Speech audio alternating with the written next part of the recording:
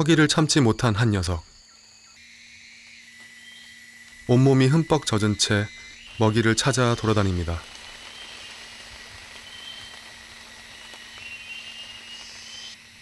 기번의 한 종류인 시아망입니다.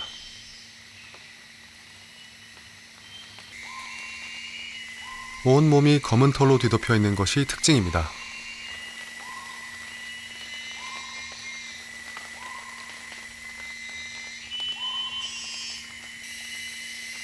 태어난 지 갓 9개월 된 새끼를 업고 다니는 어미.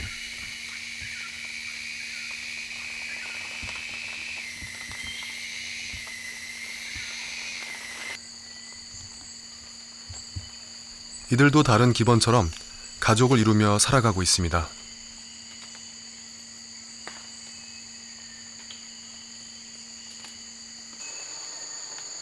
어미에겐 한 마리의 새끼가 더 있습니다.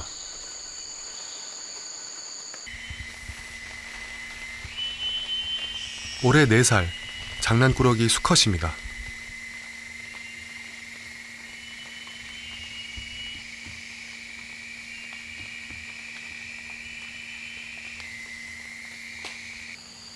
막내는 세상에 궁금한 것이 많습니다.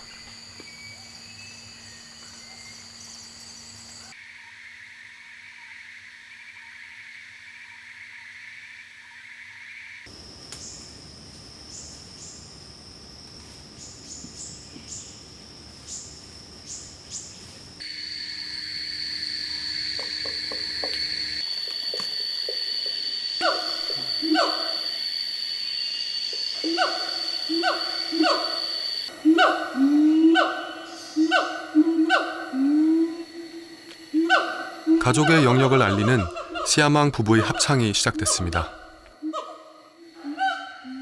각자 역할이 있죠.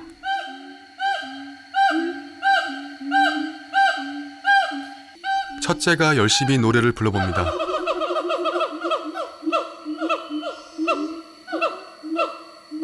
기번의 노래하는 능력은 이미 날 때부터 유전자 속에 있습니다. 그러나 노래를 제대로 부르기 위해선 어른이 돼야 합니다.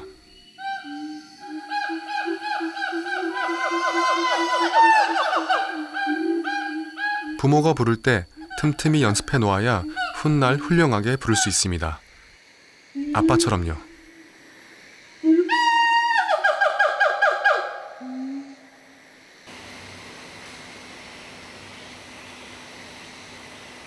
하루 종일 돌아다녔을 테니 피곤할 법도 합니다.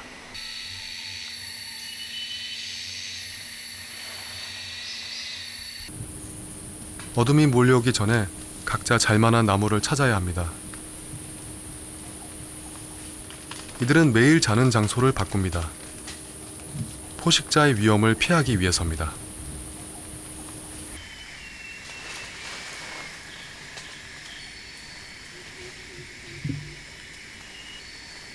잘자리를 정하기 전에 주변에 포식자가 없는지 확인합니다.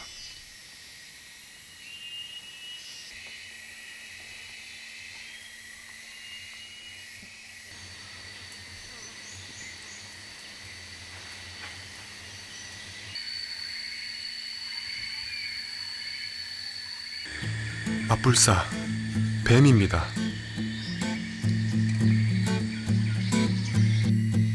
이곳은 아니었나 봅니다.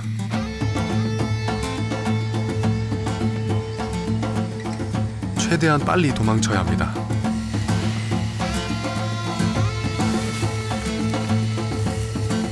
어미는 새끼를 업고 쏜살같이 달아납니다.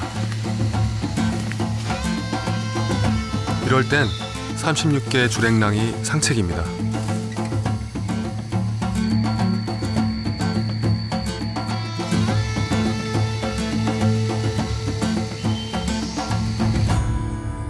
이번에 찾은 곳은 제대로 된 곳이어야 할 텐데요. 그날 밤, 저는 이들의 잠자리 나무를 찾았습니다. 오늘은 좀 특별한 밤을 보내려고 합니다. 제가 수년 동안 밀림을 왔다 갔다 하면서 연구를 했지만 기번이 주행성 동물이기 때문에 저는 연구가 끝나면 항상 집에 와서 밤을 보냈고 기번은 숲에서 밤을 새웠습니다. 그래서 저는 오늘 숲에 밤에 들어가서 기본이 어떻게 잠을 자는지 한번 관찰을 해보도록 하겠습니다. 한번 들어가 보도록 하겠습니다.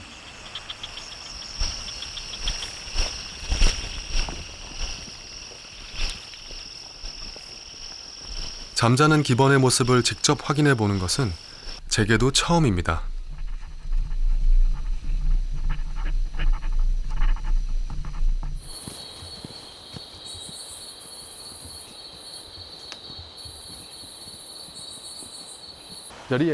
시야망 잠자리 근처에 열화상 카메라를 설치해 이들의 야간 생태를 확인해 보았습니다. 과연 이들은 어떻게 자고 있을까요? 관찰 결과 이들의 잠자리 나무에서 몇 가지 특징을 발견할 수 있었는데요. 모두 포식자와 관련된 것이었습니다. 기본이 자고 있는 저 높이라든가 가지 위치로 봤을 때 역시 이 기본이 좀 안전한 곳을 일부러 선택해서 자고 있구나라는 것을 또 알 수 있습니다. 또 각자 다른 나무에서 잠을 자고 있다는 것이 흥미로웠는데요. 보통 이렇게 흩어져서 잔다는 게 중요합니다. 왜냐하면 포식자들이 냄새로 많이 찾기 때문에 아무래도 여러 마리가 같이 이렇게 모여 있으면 냄새가 더 강하게 퍼지게 되죠. 그러면 이제 유인이 되니까 아무래도 더 위험하게 됩니다. 어떻게 자느냐가 자기의 목숨을 이렇게 보호하는 어떤 일종의 전략이라고도 할 수 있습니다. 그런데 그날 밤 제작진이 떠난 뒤 숲에서 시야망의 울음소리가 들렸습니다. 시야망이 위기를 알리는 노랫소리입니다. 숲을 가득 메운 불길한 소리. 녀석들에게 무슨 일이 생긴 것일까요?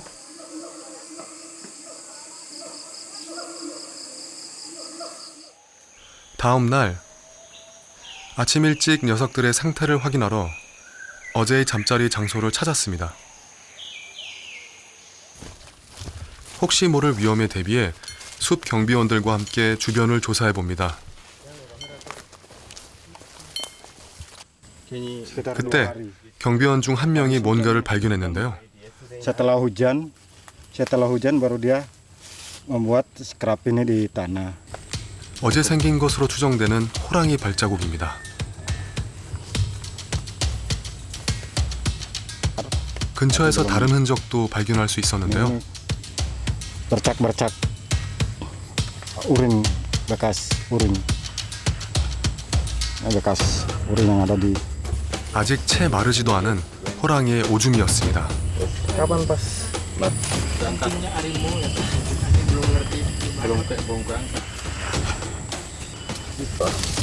숲속엔 녀석의 흔적이 곳곳에 도사리고 있었는데요. 사슴의 털이 섞인 호랑이 배설물도 발견할 수 있었습니다.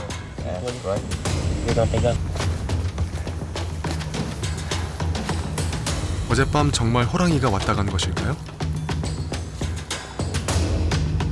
숲에 설치된 센서 카메라를 수거해 녀석의 정체를 확인해 봅니다.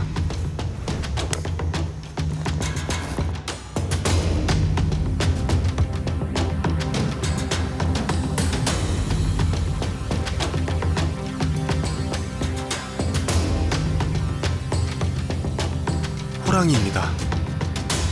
이곳이 진짜 밀림이라는 사실을 새삼스레 느끼게 됩니다. 그렇다면 어제 시야망 가족들의 노래도 이 녀석 때문이었을까요? 서로에게 위기를 알려 무사히 하루를 넘길 수 있었던 것은 아닐까요?